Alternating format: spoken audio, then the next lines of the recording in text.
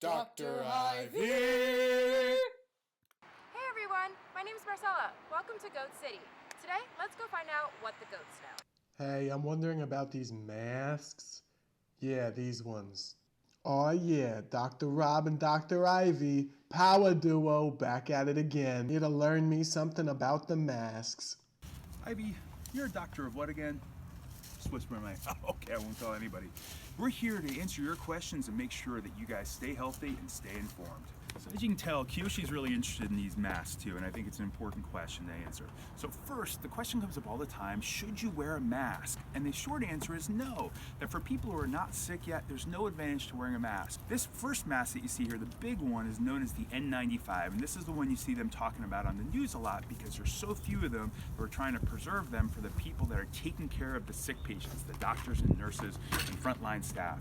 These are really for what you'll see in the hospital. The one that you'll see most of the time people walking around in public on is the standard surgical mask. And the truth is, this doesn't protect you from getting the disease. The reason why people should ever wear these is if they already have coronavirus and they're already coughing and sneezing. Just placing this over the mouth and nose prevents those droplets from coming out and getting other people sick.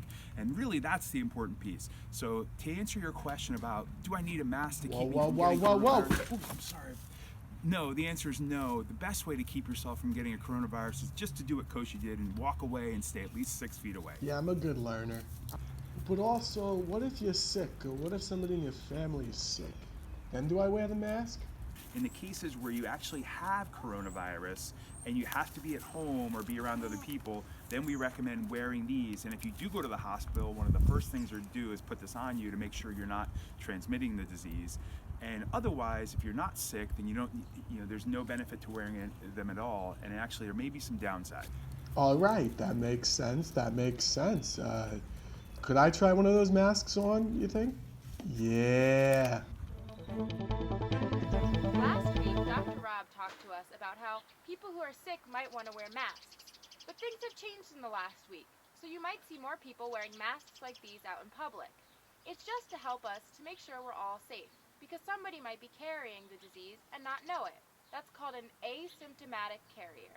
The CDC, or the Center for Disease Control, says that you only really need to wear a mask if you're going somewhere where you're going to be around a lot of people, like a supermarket. But if you're walking down the street by yourself, you don't need one. If you see someone wearing a mask, it might look kind of scary, but it's just to keep us safe.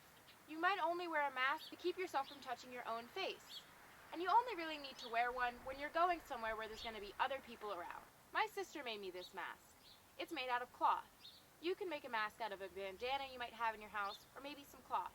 If you don't have elastic like this, you can use a hair tie or a rubber band.